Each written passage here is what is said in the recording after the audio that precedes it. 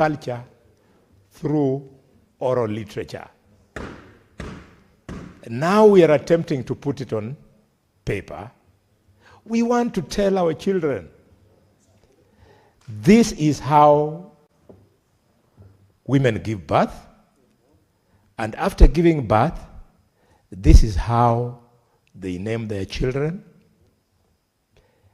And giving birth, Madam Speaker, my mother was a traditional birth attendant. Part of the reason why our profession went in that direction. And she was very clear.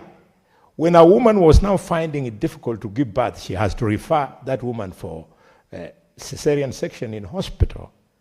She used to ask the girl, who is the father of this child?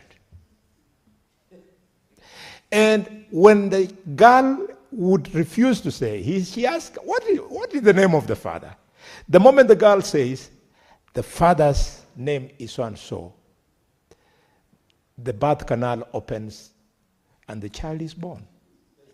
Because our culture is against single parents. Our culture demands that every Luhya child must have a father. And it was at that spot, Madam Speaker, when children born within the family, offending our culture, which does not allow sex within related people who are related to each other, it would be found out. And the girl would then say, then there would be a special ceremony for that child. Then the child will be accommodated. In adult life, there are certain privileges that child will not attend or will attend with special restrictions. Up to and including, Madam Speaker, if a girl was born within the extended family, when the girl got married, her hut, where she would live with her husband, a pot would be placed on the roof to signal to whoever cares to know that this is a girl who was born under these circumstances. So if you want this caste to follow you in future, marry any offspring from that home. I mean, a beautiful culture. And when I look back, Madam Speaker, and I see the problem children of the so-called single mothers are going through because of the lack of the father figure, I say our ancestors understood science. Madam Speaker, the communities which are slowly starting to allow the so-called single mother, Madam Speaker, I know it offends you like me, they are now having serious challenges. Senator Boni, when you are referring to the single mothers, it would be fair to refer to them as single mothers, not the so-called. Oh, the so-called, sorry, I withdraw. Yes. I withdraw that word. Let's single protect mothers, them because they are with us in the community. Yes, so we use dignified language for them. Why I was saying so-called, permit me, is because it was with reference to the Luhya community. It does not have single parents, either single father or single mother. You must say, I am... What's your point of order, Senator Mudigi? Madam Speaker, nataka nifahamishe Senator Khalwale, ni vizuri tuunge hii mbiru mkono kwa sababu itasaidia mtoto aidha ni wa single mother, ani wa single father, ama ni wazazi wote wawili, kwa sababu wakati huu juu ya ile mambo watoto wafunzwi, hata watoto wale wako na wazazi wawili ndio ambaya kuliko watoto wa single father and mother. Senator Mudigi, that would have fallen better in a point of information.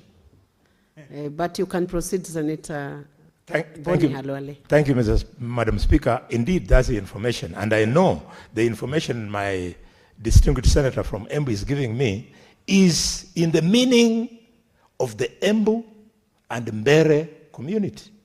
It is not in the meaning of the Luhya community. We don't have those things amongst the Luhya at all.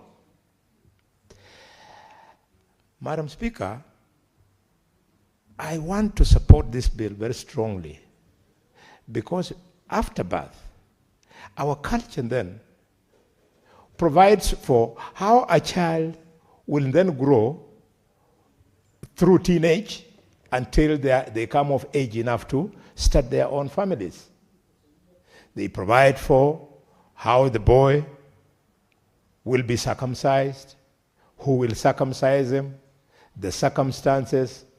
If he is circumcised in hospital, he is taken back home to be given an opportunity to receive the herbal treatment of children who are circumcised in hospital and missed the power of herbal medicine in a man becoming a man enough to be the head of a family.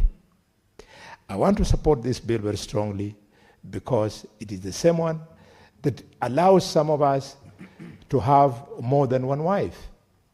I have seen certain communities, if you ask a guy, do you have a second wife? The guy says, no. And in practice, when I meet him, where we meet them, I see him with another lady and with a child. You ask me, he says, no, this is my kachungwa. In our place, we don't have kachungwas. We actually have the second and third wife. Madam Speaker, these people who are suffocating, they then create a lot of problems for nothing. Let me give you, for example, my late brother, may his soul rest in eternal peace, Henry Khalwale, had 2 wives. My immediate elder brother, flight captain Gaib Ashiono Khalwale, had 3 wives. And when they passed on, Madam Speaker, it is 10, 15 years later. Nobody has ever taken anybody to court because of their property. And both of them, Madam Speaker, did not leave a will. They did not even have an administrator. Culture just defined, because they are gone and I'm the only surviving uncle of these children, what I say passes for law. So I told this one, plot number so-and-so will be yours, this one will be yours, wife number 1, you'll get the car, wife number 2, you'll get the motorbike, and that's it. Because of the power of culture. This man, people waste in courts for 30 years because they are fighting over family land, can be very well sorted out through cultural practices, and I'm glad the Constitution is very clear.